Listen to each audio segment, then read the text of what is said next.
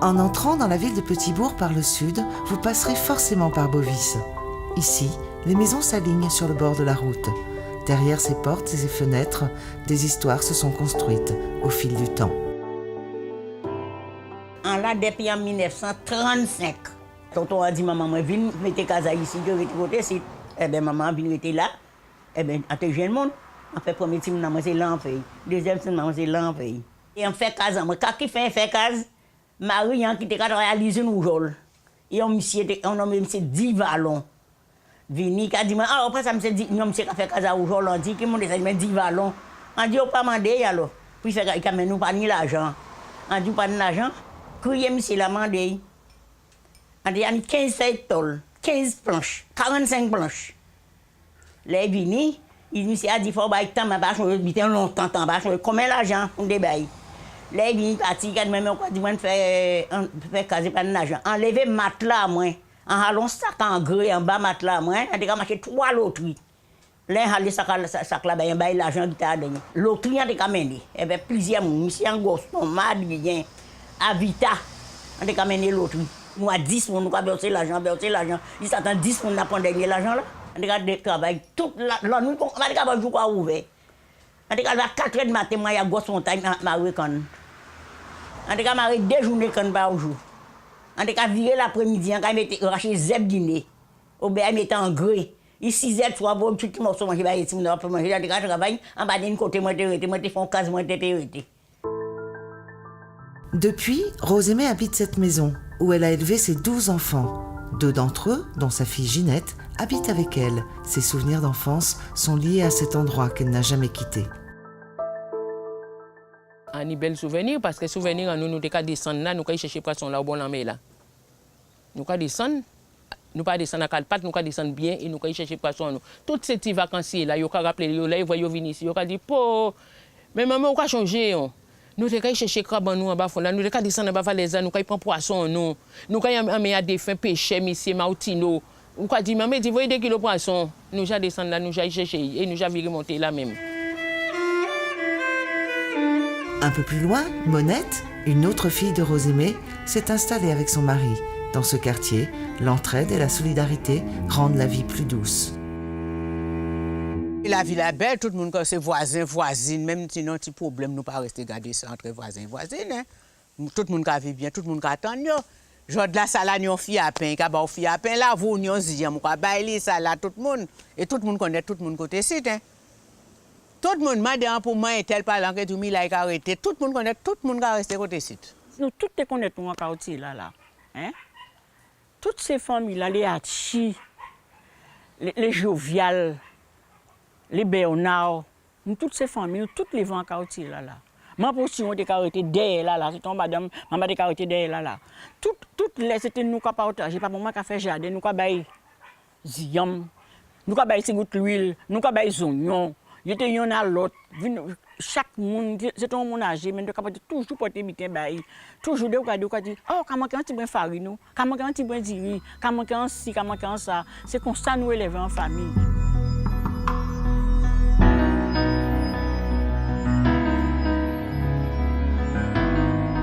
De l'autre côté du bourg, les habitants de Bel-Air se souviennent du temps où la plage était leur terrain de jeu.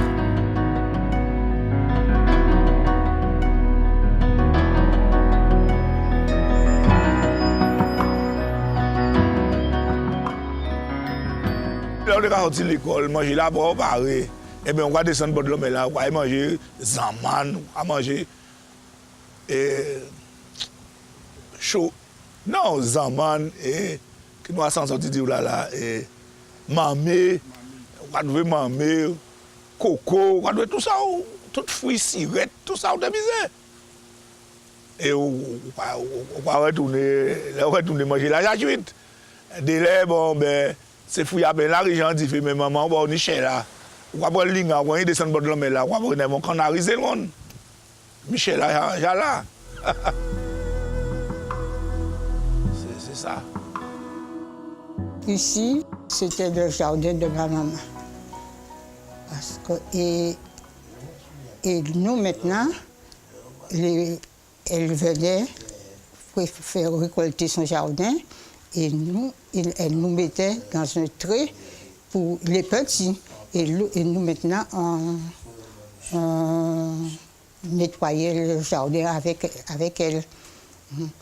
Puis après avoir fini de nettoyer le jardin avec maman, on allait se baigner derrière. La mer n'avait pas encore envahi tout ça. Hein. L'homme, elle a mangé tout en bord arrivage, là, il ces fruits là, ça. Eh bien, l'homme, elle a mangé, j'étais tous ces pieds bois là, ça, après ça, pas même pépa, on ne peut pas passer bon de l'homme là encore. Les houles, quand manger, t'es là petit à petit, petit à petit. Parce que t'es là, c'est un moment, il est qu'à descendre en biseau comme ça. En biais, et petit à petit, l'homme est là, il rentre. Nous plantons en coco, tout est barré, et l'homme est là. Mais l'homme est là, puis il rachète tout ça.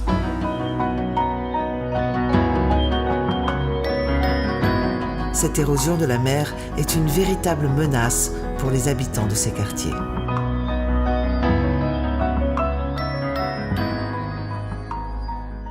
Sur le secteur de Bovis-Bel-Air et Pointe-à-Bacchus, le risque existe. Donc les constructions sont situées à proximité du bord de la falaise, donc pour beaucoup d'entre elles, ou bien sur les sommets de falaise. Donc l'érosion du littoral, qui est générée, qui est renforcée par le changement climatique qu'on connaît aujourd'hui, par les nombreux phénomènes aussi qui impactent la Guadeloupe. Donc les bas de falaise vont être plus ou moins impactés. Donc creuser dans un premier niveau. Par la suite, le haut, lui, va se démobiliser et créer des perturbations sur l'ensemble de la structure et sur les personnes qui sont dans celle-ci. De nombreuses personnes sont plus ou moins exposées. Ils se retrouvent à 1 ou à 2 mètres de la falaise. Donc on est conscient de par l'érosion qu'on connaît sur ce secteur. Donc la terre qui va s'en aller petit à petit, il va avoir en fait un risque qui va passer de 1 mètre à 50 cm, plus 20 cm et concerner la construction.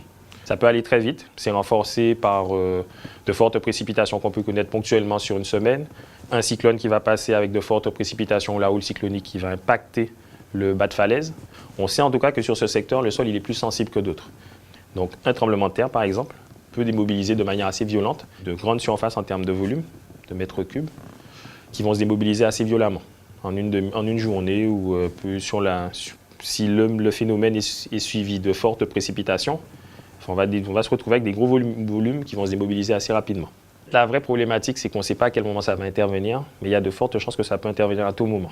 Est-ce qu'aujourd'hui, on est prêt sur une population exposée à un tremblement de terre qui intervient ponctuellement? On peut ne pas être présent dans la construction, mais si on est présent, qu'est-ce qui se passe? Peut-être qu'on sera 10, on sera 20, ce sera un jour où ce sera une fête.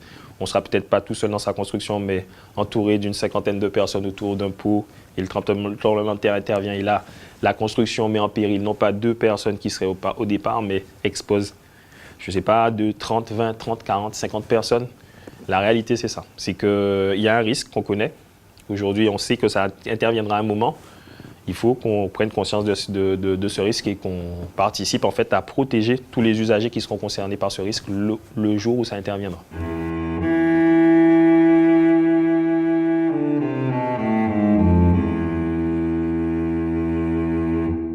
Ces gens-là qui là, ce sont des anciens du quartier.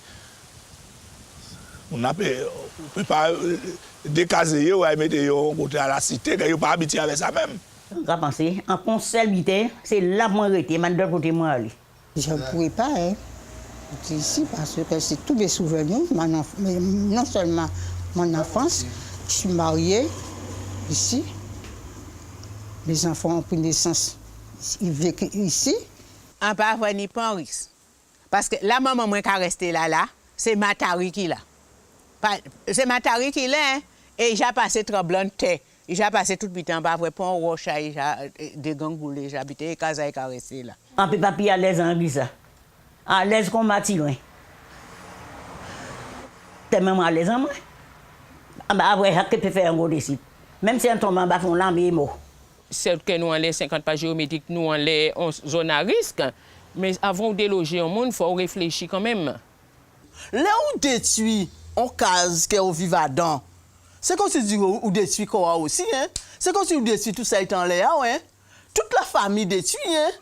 Ou parti, ou laisser tout ça au tini, ou quand parti, c'est comme si on parti en bataille, ou mort.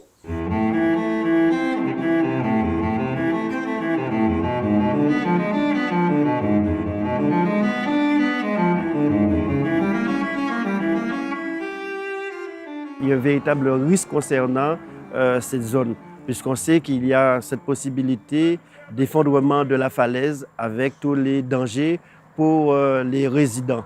C'est pour cela que nous avons repéré toutes les maisons concernées et l'objectif, c'est de pouvoir reloger toutes ces personnes, mais que cela se fasse bien sûr en toute concertation, mais aussi dans leur intérêt. Je sais que c'est difficile à comprendre, puisque quand quelqu'un a vécu depuis des générations sur ces lieux, leur faire comprendre qu'aujourd'hui, il y a un risque, il y a toujours des difficultés. C'est pour ces raisons que nous sommes dans une large politique de concertation, d'information, de communication, de manière à ce que chacun soit imprégné du problème et que nous arrivons à faire les choses convenablement.